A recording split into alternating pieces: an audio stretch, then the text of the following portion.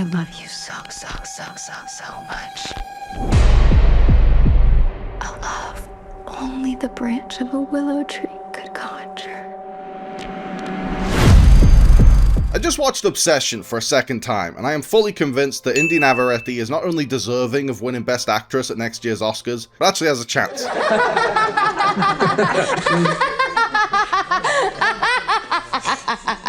When I watched it the first time, I thought that performance was absolutely worthy of awards attention, but having been let down by the Academy's bias against horror films before, I expected it to get buried by a bunch of art house bullshit come awards season. The Oscars tend to ignore horror films altogether, and awards season is still months and months away. It's difficult even for movies released in awards season to stay in the conversation right up to the final voting deadline, so it's almost impossible for a movie released in May. All that seemed to be working against Obsession, so I tempered my expectations. Hollywood's gonna Hollywood, and it's unlikely that this Oscar-worthy performance will come anywhere near the Oscars. That's just the nature of the Oscars. But then, over the past couple of weeks, Obsession became an unprecedented box office success. I love you. I love you. I love you. I love you! This thing is a genuine blockbuster. It's a Blair Witch-sized box office success story. Cory Barker made this movie for less than $1 million, and weeks later it's still making more than enough to cover its entire profit margin on a slow Tuesday afternoon. It's unheard of for a horror film to make more in its second weekend than its first. But not only did Obsession gross more in its second weekend than its first, it grossed even more in its third weekend. Obsession is the first non-Christmas wide release since E.T. to increase its box office takings for 3 weeks in a row. The fact that the film taking that title as a micro-budget independent horror movie is absolutely insane. This thing is a monster hit. We're witnessing box office history. This is huge! That's what she said. Obsession has sailed past $200 million worldwide, $300 million is a lock, and $400 million is a real possibility. Wait, now really think hard about this one. $100 billion! I could see that as a very real possibility. Obsession could end up being a horror blockbuster on par with The Exorcist or The Sixth Sense or the It movies. It's in a very, very elite club within its genre. There is so much hype and goodwill for this movie, and for Navarrette's performance in particular. She just went on Jimmy Kimmel, national television, to promote a tiny little horror movie that came out almost a month ago. Is he still president? Obsession is making so much noise and building up such a huge, passionate fan base that I'm sure it'll still be in the conversation come awards season, much like Sinners was last year. Navarrette has the Mikey Madison star-making turn quality, but she's in a movie that's been seen by 50 times more people than Anora. I thought we were having a nice day. We are. Sit Why down. does it matter? I thought we were having a nice We are. day. We are.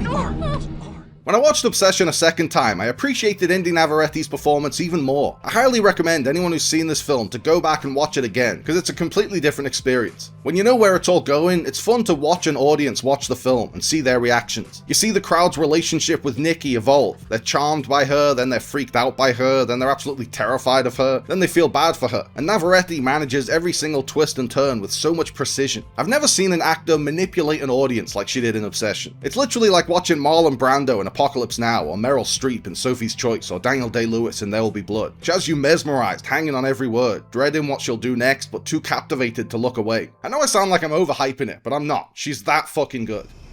Does Nikki like me? Yeah.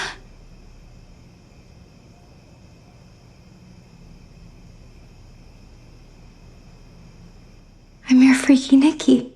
After that second screening, my dad looked like he had shell shock. He said he felt like he hadn't been able to relax for the entire runtime of the film, and I know exactly what he means. This movie is a relentlessly intense ride, and it's all down to the relentless intensity of Inde Navarrette's performance. She's so erratic and unpredictable that she keeps you feeling this sense of unease. It's really masterful. I can't overstate how amazing this performance is, and just how unique and different it feels. She plays it just big enough. This role must have been a really tricky tightrope walk to pull off. If she played it too big, then it would become ridiculous and stop being scary. I feel like you don't love me as much as I do. Like it's not mutual. But if she played it too small and subtle, then it wouldn't be as memorable. And she judges every scene perfectly. She plays it big, but not too big.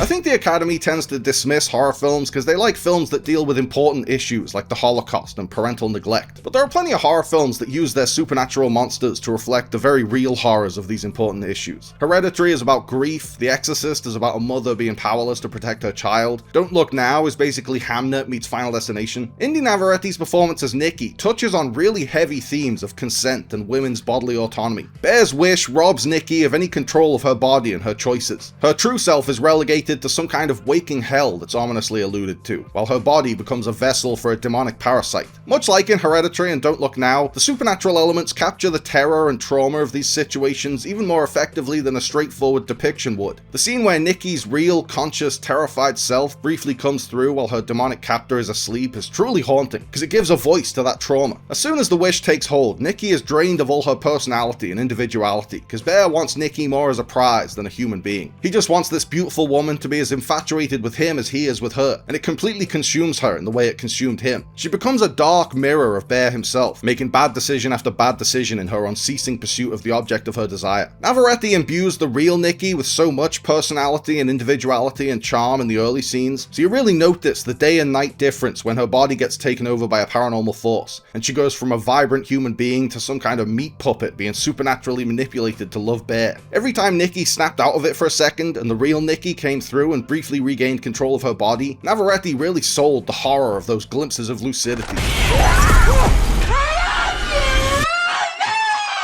Inde Navarrette's performance as Nikki is the latest addition in a criminally underappreciated subcategory of horror movie performances so intense and moving and carefully crafted that they hold up next to the absolute greatest acting ever captured on film. Isabella Gianni in Possession, Ehi Sheena in Audition, and of course Toni Collette in Hereditary. If Navarrete not only is nominated for Best Actress this year, but actually fucking wins, you got that, Academy? A token nomination's not enough. Then that, paired with Amy Madigan's win for playing Aunt Gladys, might just be enough to make up for Toni Collette's snub.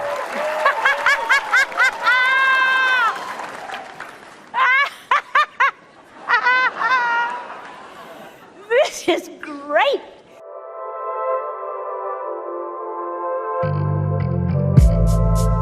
Thanks for watching, guys. I hope you liked the video. Remember to like and subscribe and click on the little bell. And also seize the day and call your mom and be kind to yourself.